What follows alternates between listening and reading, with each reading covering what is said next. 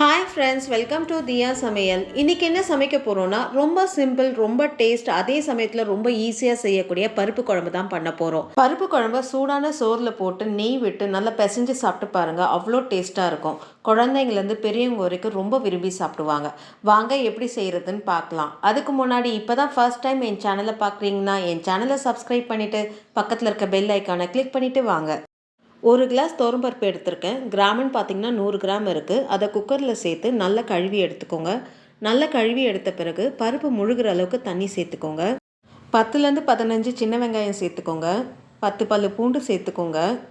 4 பச்சை மிளகாவை நறுக்கி சேர்த்துக்கோங்க. 2 தக்காளியை ரஃபாக கட் பண்ணி சேர்த்துக்கோங்க. 1/4 ஸ்பூன் மஞ்சப்பொடி சேர்த்துக்கோங்க. 1/4 ஸ்பூன் சீரகம் சேர்த்துக்கோங்க. 1/2 ஸ்பூன் மிளகாப்பொடி சேர்த்துக்கோங்க. 1 ஸ்பூன் எண்ணெய் சேர்த்துக்கோங்க.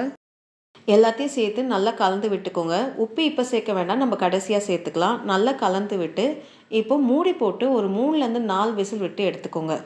4 விசில் வந்து நல்லா ப்ரெஷரும் ரிலீஸ் ஆகிடுச்சு. மூடியை திறந்து பார்ப்போம்.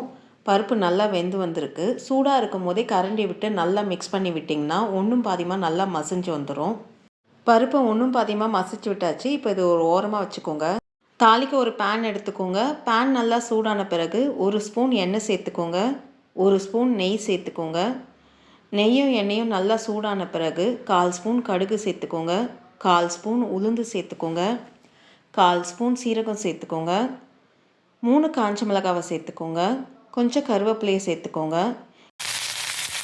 எல்லாத்தையும் சேர்த்து லைட்டாக வறுத்து விட்டுக்கோங்க. 3 பல்லு பூண்டை இடித்து சேர்த்துக்கோங்க. அரை வெங்காயத்தை நீட்டு வாக்கில் கட் பண்ணி சேர்த்துக்கோங்க.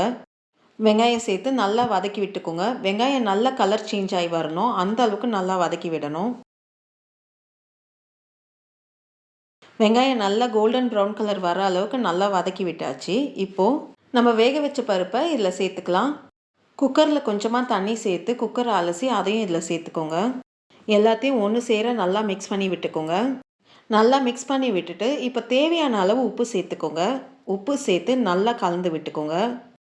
உப்பு சேர்த்து நல்லா கலந்து விட்டாச்சு. இப்போ 1 நிமிஷம் மீடியம் ஃப்ளேமில் எல்லாம் ஒன்று சேர நல்லா கொதிக்க விடுங்க.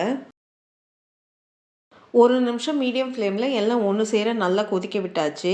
நல்லா கிளறி விட்டு இப்போ கடைசியாக கொஞ்சம் கொத்தமல்லி தூவி ஒரு கலரி விட்டு அடுப்பு ஆஃப் பண்ணிடுங்க. ரொம்ப டேஸ்டான பருப்பு குழம்பு ரெடி ஆகிடுச்சு. இந்த வீடியோ உங்களுக்கு பிடிச்சிருந்தா லைக் பண்ணுங்கள், ஷேர் பண்ணுங்கள். அப்படியே உங்களுடைய கருத்துக்களை எனக்கு கமெண்ட் பண்ணுங்கள். மறக்காமல் என் சேனலை சப்ஸ்கிரைப் பண்ணி பக்கத்தில் இருக்க பெல் ஐக்கானை கிளிக் பண்ணுங்கள். நன்றி, வணக்கம்.